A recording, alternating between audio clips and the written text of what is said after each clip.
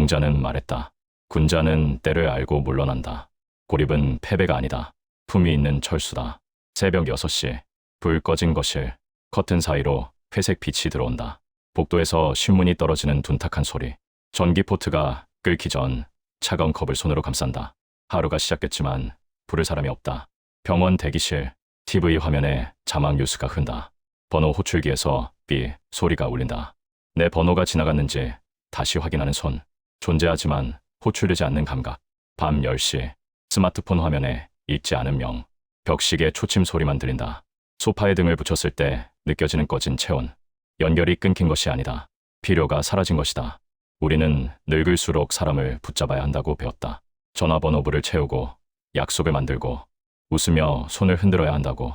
그런데 어느 날 그 모든 것이 거짓말처럼 느껴진다. 오전 9시 회의실. 젊은 팀장이 슬라이드를 넘긴다.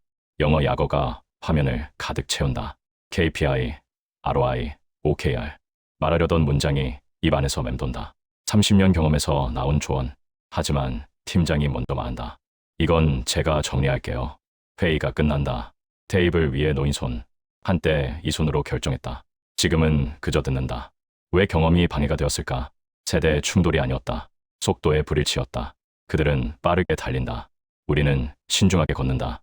누가 틀린 것이 아니다. 다만 같은 길을 걸을 수 없을 뿐이다. 회의실 나서며 복도를 걷는다. 형광등, 불빛이 차갑다. 엘리베이터 버튼을 누른다. 내려가는 화살표. 오후 7시. 식탁. 가족이 모여 앉았다. 모두의 휴대폰이 테이블 위에 놓여 있다. 오늘 어땠어? 네, 뭐. 회사는 괜찮아요. 짧게 끝나는 대답들. 말을 꺼내기 전 이미 부담이 된다는 감각. 무슨 말을 해도 잔소리가 될 것 같은 예감. 한때는 이 자리에서 결정했다. 이렇게 해라. 저렇게 하지 마라. 지금은 그저 듣는다. 아니, 듣는 척한다. 존중이 사라진 것이 아니다. 의존이 끝난 것이다. 그들은 더 이상 우리의 조언이 필요 없다.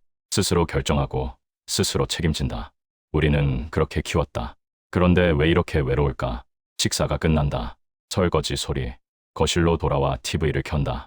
화면 속 사람들이 웃는다. 밤 9시. 동네 산책.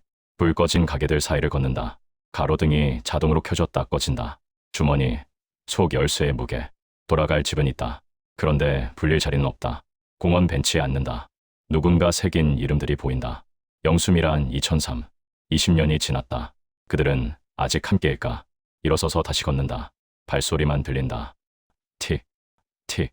싸워서 진 것이 아니다. 머무르다 낡아진 질서였다. 세상은 바뀐다. 우리는 그대로다. 그래서 밀려난 것이 아니다. 그저 우리의 시간이 지나갔을 뿐이다. 공자. 기원전 551년 노나라에서 태어났다. 가난한 집안이었지만 배움을 멈추지 않았다. 30대. 그는 이미 명성을 얻었다. 제자들이 모여들었다. 사람들은 그의 말을 기록했다. 관직에 올랐다. 어느 날 노나라 대부의 집에서 연회가 열렸다. 공자가 예법에 대해 말했다. 예는 형식이 아니라 마음입니다. 사람들이 고개를 끄덕였다. 그는 바빴다. 아침부터 밤까지 사람을 만났다. 조언하고 가르치고 결정했다. 그의 하루는 늘 부족했다. 선생님, 어떻게 해야 합니까? 먼저 자신을 바로 세워라. 그때는 몰랐다. 자신도 곧 물러나야 할 시간이 온다는 것을. 50대 중반. 정치적 갈등이 깊어졌다. 공자의 의견은 받아들여지지 않았다. 젊은 권력자들이 다른 방향을 택했다. 그는 선택의 기로에 섰다. 싸울 것인가, 물러날 것인가. 어느 날 밤, 제자 자로가 물었다. 선생님, 왜 맞서지 않으십니까? 공자는 대답했다. 때가 있다. 나아갈 때와 물러날 때가. 주변은 실망했다. 공자가 도망친다. 결국 권력 앞에 무릎 꿇었다. 그는 듣지 않았다. 아니, 들었지만 흔들리지 않았다. 물러남은 패배가 아니라 질서라고 믿었다. 떠났다. 노나라를 등지고 유랑의 길에 올랐다. 새벽에 일어난다. 간단한 죽 한 그릇. 제자 몇 명과 함께 길을 걷는다. 마을에 도착하면 나무 아래 앉는다. 사람들이 모여든다. 선생님, 가르침을 주십시오. 공자는 말한다. 간결하게, 명확하게.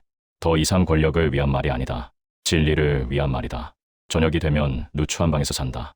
벽에 기대어 앉아 하루를 돌아본다. 조용하다. 한때의 화려함은 사라졌다. 그런데 이상했다. 마음이 편했다. 군자는 궁하되 도를 잃지 않는다. 유랑 중 어느 마을에서였다. 한 농부가 물었다. 선생님은 왜 떠도십니까? 공자가 대답했다. 내 자리가 아닌 곳에 머물 수 없기 때문이오. 농부는 이해하지 못했다. 공자도 설명하지 않았다. 어떤 깨달음은 말로 전달되지 않는다. 밤이 되면 제자들과 대화했다. 선생님, 언제 다시 벼슬에 오르실 겁니까? 필요 없다. 나는 이미 내 일을 하고 있다. 무슨 일인가? 가르침, 기록, 생각의 정리. 논어는 그렇게 만들어졌다. 권력의 중심에서가 아니라 변두리에서, 고립 속에서. 공자는 깨달았다. 진짜 영향력은 자리에서 나오지 않는다는 것을, 자리를 비웠을 때 비로소 본질이 드러난다는 것을. 물러남은 끝이 아니다. 새로운 시작이다. 60대 후반 남성. 이름은 중요하지 않다. 그는 당신일 수도, 나일 수도 있다. 변화 이전, 그의 하루는 TV를 중심으로 돌았다.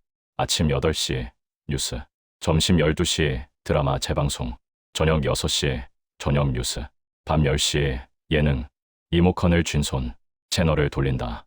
같은 장면들이 반복된다. 가족이 집에 돌아온다. 아버지, 저녁 드세요. 응, 식탁에 앉는다. 말을 꺼낸다. 요즘 뉴스 봤니? 경제가. 아, 네. 바빠서 잘 모르겠어요.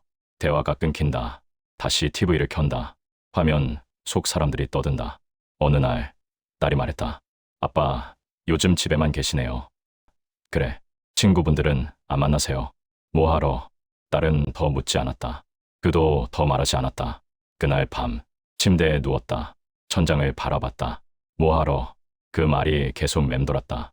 정말 뭐하러 만나나? 만나면 무슨 할 말이 있나? 옛날 이야기나 하고 요즘 몸이 어떻다고 투덜대고. 시간이 지났다. 그는 더 말을 줄였다. 더 조용해졌다. 더 침묵했다. 아침 9시 혼자 커피를 마신다. 아무 맛도 느껴지지 않는다.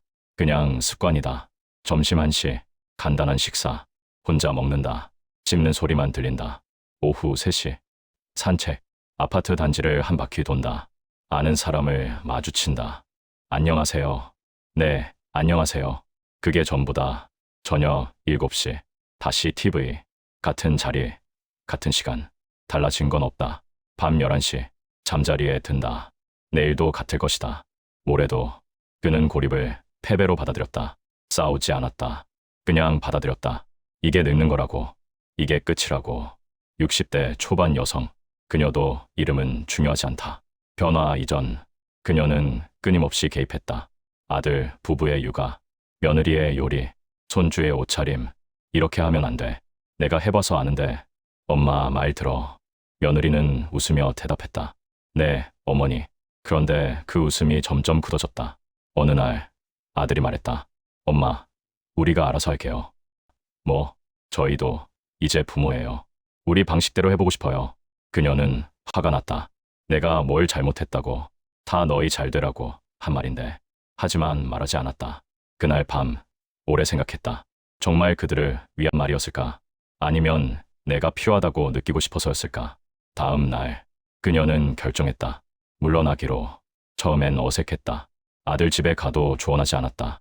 손주가 울어도 나서지 않았다. 며느리가 요리해도 지켜봤다. 입이 근질거렸다. 저렇게 하면 안 되는데. 그래도 참았다. 시간이 지나자 이상한 일이 생겼다. 며느리가 먼저 물었다. 어머니, 이거 어떻게 하는 게 좋을까요? 그녀는 대답했다. 짧게, 강요하지 않게. 이렇게도 해볼 수 있어. 근데 내 방식대로 해도 괜찮아. 며느리가 웃었다. 진짜 웃음이었다. 그녀는 새로운 루틴을 만들었다. 주 2회, 문화센터 수업, 매일 아침 30분 산책, 주말엔 친구들과 영화. 처음엔 어색했다. 내가 이래도 되나? 엄마가, 할머니가 이렇게 놀아도 되나? 그런데 시간이 지나자 깨달았다. 놀아도 된다. 즐겨도 된다. 내 시간을 가져도 된다. 어느 날 저녁, 혼자 집에 앉아 있었다. 조용했다. 하지만 외롭지 않았다. 휴대폰이 울렸다. 아들이었다. 엄마, 주말에 시간 돼요. 왜? 같이 밥 먹어요. 엄마, 보고 싶대요. 아이들이. 그녀는 웃었다. 그래, 갈게. 전화를 끊었다. 창밖을 바라봤다. 저녁 노을이 붉었다. 물러났다고 사라지는 게 아니다. 필요할 때 불린다. 그게 더 좋다. 지금 그녀는 조용히 산다. 바쁘지 않다. 그렇다고 심심하지도 않다. 가끔 손주를 본다. 며느리와 차를 마신다. 아들과 통화한다. 예전처럼 매일 개입하지 않는다. 그런데 관계는 더 좋아졌다. 밤이 되면 책을 읽는다. 오래 읽고 싶었던 책들.